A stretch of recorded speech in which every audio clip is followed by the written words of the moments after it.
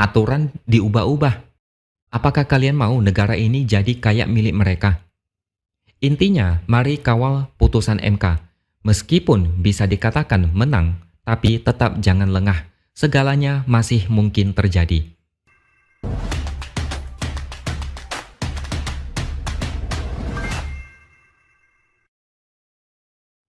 Halo, bertemu lagi dengan saya, X Hardy di Opini Seaword.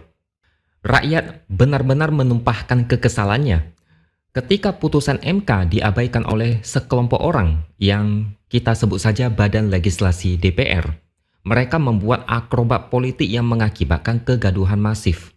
Sampai-sampai elemen masyarakat, mahasiswa, warga biasa, bahkan beberapa artis sampai harus turun ke jalan.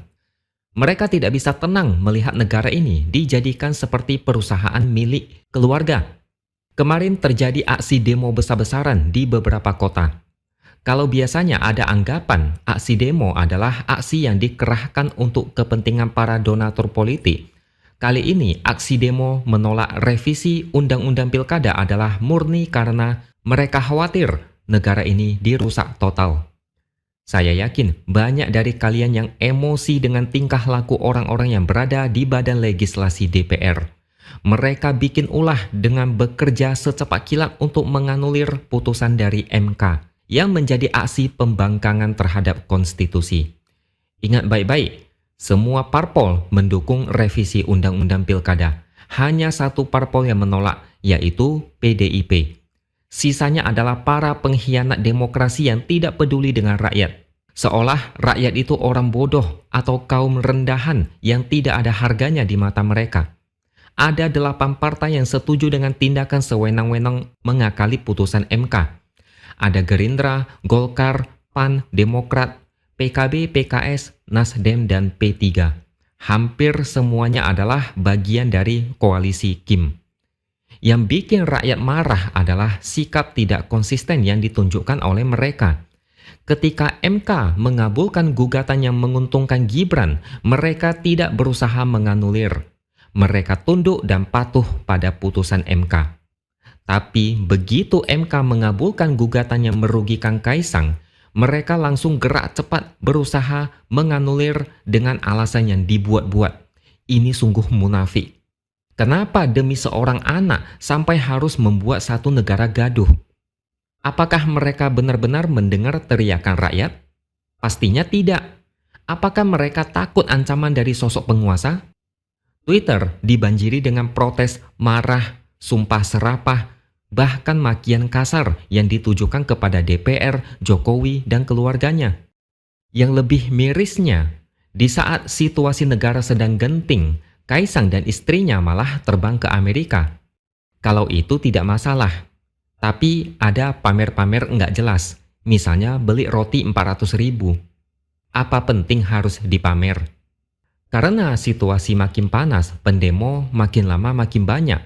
Akhirnya, tuntutan pendemo dikabulkan, revisi undang-undang dibatalkan, maka yang berlaku pada saat pendaftaran pada tanggal 27 Agustus adalah hasil keputusan MK. Itu kata Wakil Ketua DPR, Sufmi Dasko, yang dari Gerindra. Tapi dari banyaknya komentar yang saya baca di media sosial, banyak yang masih belum terlalu percaya, karena ada dugaan di saat lengah, bisa saja undang-undang itu direvisi diam-diam. Wajar kalau banyak yang berprasangka buruk, mengingat pernah ada kejadian rancangan Undang-Undang Cipta Kerja dibahas dan disetujui malam-malam. Intinya jangan sampai lengah. Kawal terus sampai 27 Agustus nanti. Di era Jokowi, situasi politik tidak menentu. Banyak keajaiban bisa terjadi. Segalanya bisa terjadi bahkan di detik-detik injury time. Ingat, yang kita hadapi saat ini adalah kelompok haus kekuasaan yang sedang mempersiapkan keluarganya untuk berjaya di politik. Tapi untuk sementara ini kita menang. Semua ini berkat penolakan massal dari banyak orang yang rela turun ke jalan untuk menyuarakan protes. Kemenangan baru akan terasa jika tanggal 27 Agustus nanti calon yang diusung Kim Plus tidak melawan calon independen doang. Kita tunggu PDIP bakal mengusung siapa. Karena pernah disebutkan inisial A. Kita tunggu sebentar lagi, oke? Intinya, pemerintah seharusnya jangan bermain api. Saya sempat bertanya-tanya, kenapa mereka begitu nekat mempermainkan aturan demi ambisi yang luar biasa gila? Apakah mereka berpikir rakyat akan angguk-angguk kepala tanpa melawan? Apakah pemerintah merasa sudah berjasa kasih bansos, lantas bisa berbuat seenaknya? Apakah koalisi Kim merasa di atas angin? Prabowo menang Pilpres dengan suara 58%, lantas mereka merasa bisa berbuat seenaknya. Apakah mereka berpikir segila apapun tindakan mereka bakal didukung 58% rakyat? Mereka terlalu arogan bahkan sebelum Prabowo dilantik. Bagaimana sifat mereka setelah 5 tahun?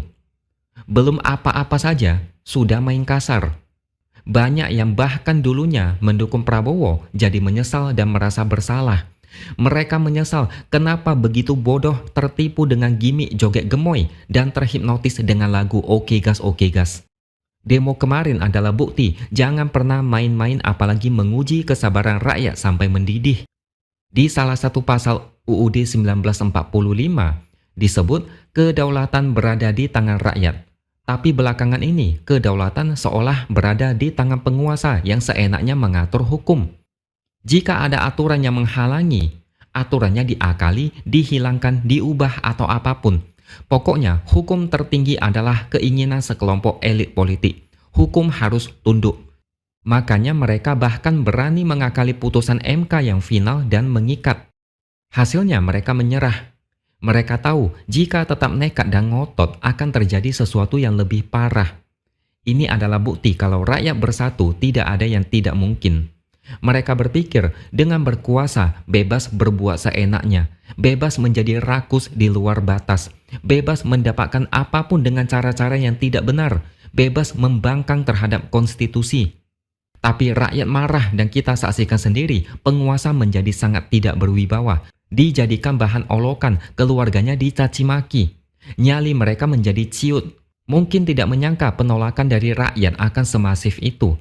Mereka pikir rakyat hanya akan protes kecil-kecilan ala kadarnya. Mereka salah perhitungan. Aksi demo meluas ke banyak kota. Coba pikirkan, kalau tidak ada perlawanan dari rakyat, lalu revisi undang-undang pilkada disahkan dengan cepat, Kaisang bisa nyalon sebagai cagup atau cawagup. Coba kita bikin hitung-hitungan sederhana.